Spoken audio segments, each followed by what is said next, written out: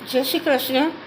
હું અમદાવાદથી પ્રજ્ઞાબેન રાધેશ્યામ શુક્લ મારી ચેનલ મારું મંતવ્યમાં આપનું સ્વાગત કરું છું.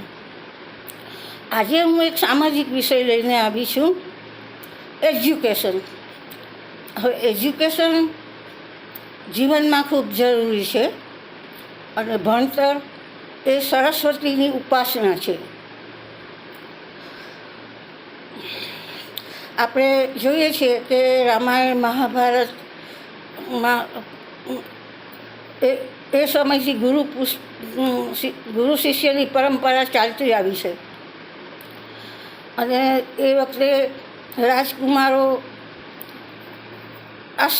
ગુરુના આશ્રમમાં ભણવા જતા અને પછી જેમ જેમ સમય ગયો એમ બદલાવ આવતો ગયો અને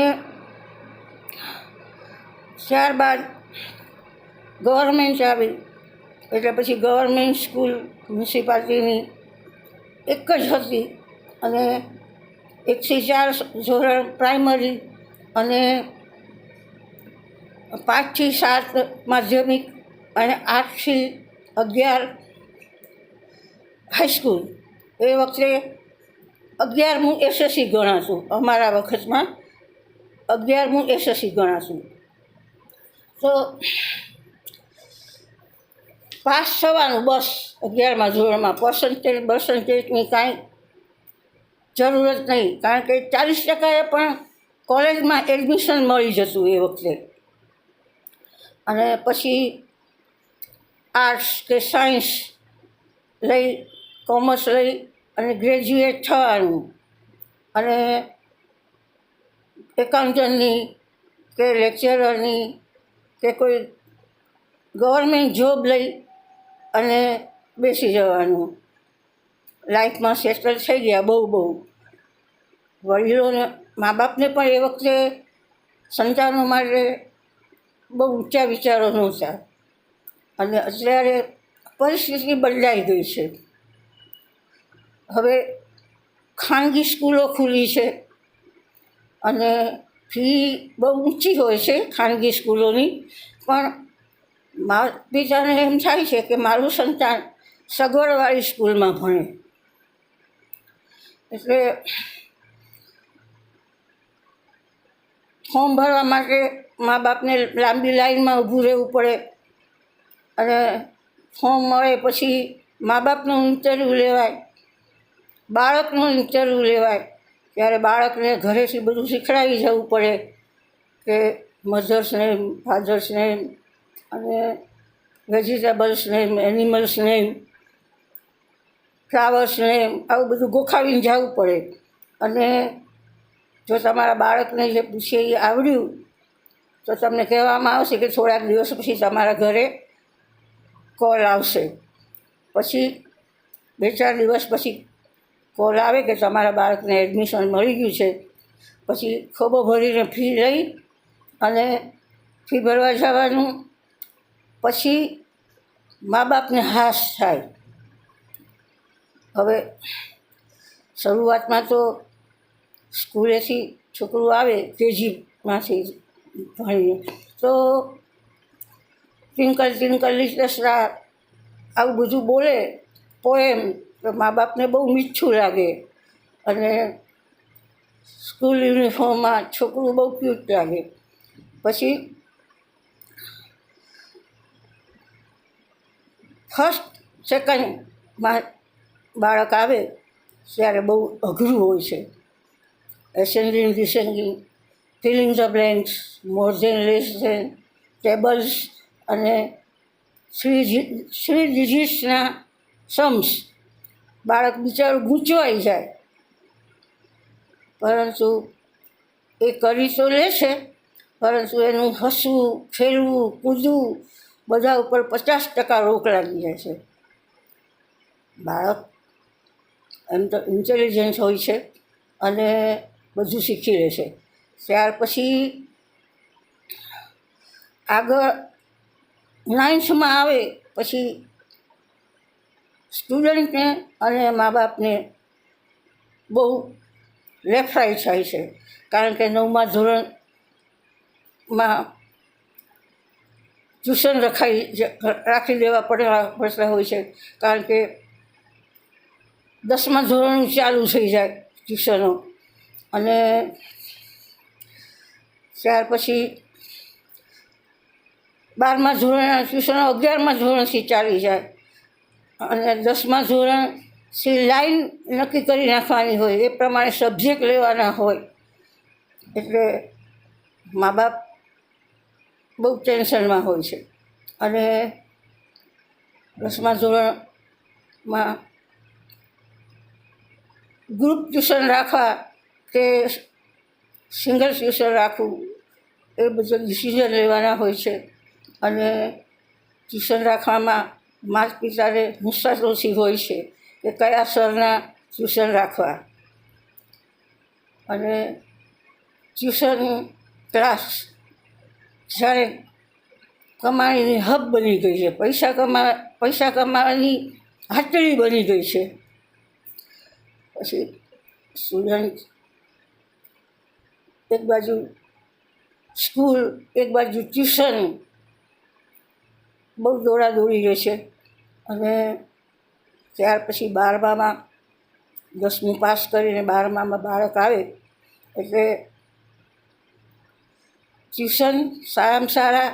અને મા બાપ અત્યારે બહુ ધ્યાન આપતા હોય છે, સિઝન પ્રમાણે બધું ખોરાકનું ધ્યાન રાખીને, એની તબિયત ના બગડે એવું ધ્યાન રાખે. રાતના ઉજાગરા કરીને સ્ટુડન્ટ જો વાંચતું હોય તો એને ઉછાળે, એ વચ્ચે વચ્ચે સૂઈ નથી ગયું એનું ધ્યાન રાખે. અને જો થોડુંક પણ સંતાન નિરાશ લાગે તો એને ખૂબ પ્રોત્સાહન આપે છે અને ખૂબ ધ્યાન આપે છે. એટલે સારામાં સારા ટ્યુશન અને બાળકની મહેનત અને મા બાપની દેખરેખ, એના હિસાબે સ્ટુડન્ટ સારા માર્ક લાવે છે.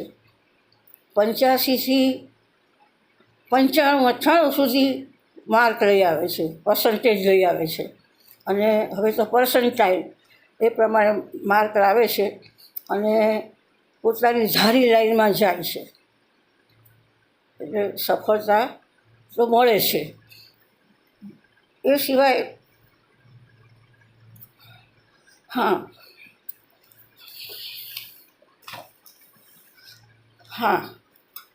જો 12મા ધોરણમાં ઓછા માર્ક આવ્યા હોય તો એક વાત હવે સારી છે કે ઘણી બધી બીજી લાઈનો ખુલી છે, જેમ કે પેરામેડિકલ, પછી ડિપ્લોમા એન્જિનિયર, લિફ્ટની અંદર ડ્રેસ ડિઝાઇનિંગ, જ્વેલરી ડિઝાઇનિંગ બધું શીખડાવે છે.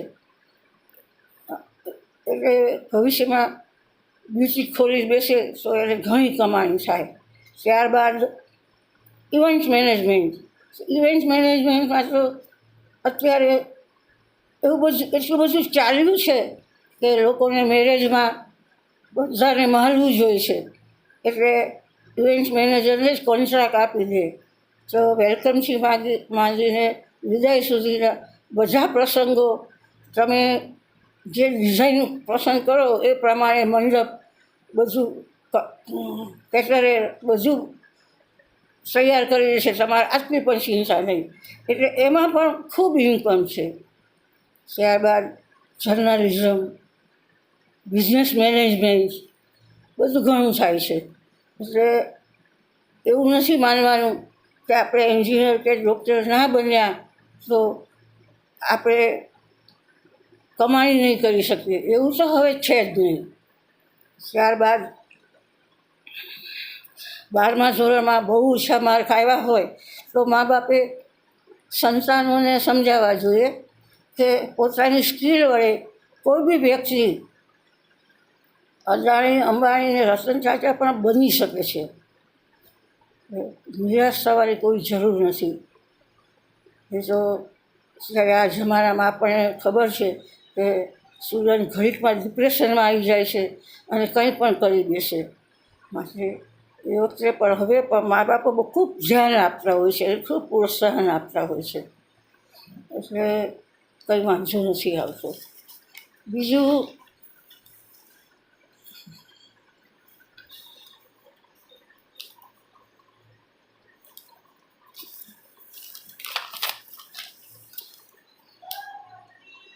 હા, ભારત આજે એજ્યુકેશનનું હબ બન્યું છે. તમે જો તો અમદાવાદમાં નિર્મા યુનિવર્સિટી, એમ્સ અને ગુજરાત યુનિવર્સિટી અને BSc બધે મેડિકલની કોલેજો છે. એટલે ત્યારબાદ મુંબઈમાં મોટી મોટી યુનિવર્સિટીઓ છે અને બેંગ્લોરમાં તો લાઇનસર યુનિવર્સિટી છે, તો એનો ઘણા બધા લાભ લે છે અને દેશ વિદેશથી આપણે ત્યાં ભણવા આવે છે. હવે ભારતે જગતને સારામાં સારા ડૉક્ટર આપ્યા છે, જેમ કે HS દ્વિવેદી સાહેબ, અને એન્જિનિયરો, IT એન્જિનિયરોની અત્યારે વિદેશમાં બહુ ડિમાન્ડ છે. અને તે સિવાય તત્વચિંતકો, સાયન્ટિસ્ટ, ગણિતજ્ઞ, આપણે ભારતનું નામ વિદેશમાં બહુ ઉચ્ચ છે અને જાણે લોકોને જ્ઞાનની ભૂખ ઉઘડી હોય એવું લાગે છે. અને જ્ઞાનની કોઈ સીમા નથી, પણ જાણે જ્ઞાનની સીમાને આંબવા માગતા હોય એટલો બધો પ્રોગ્રેસ દરેક ક્ષેત્રમાં થઈ રહ્યો છે. નેવી છે, આર્મી છે, એટલે એ બધા ક્ષેત્રોમાં બહુ પ્રગતિ થઈ છે. સ્પેસમાં એટલી બધી પ્રગતિ થઈ રહી છે, એટલે આપણને બહુ સારું લાગે. અને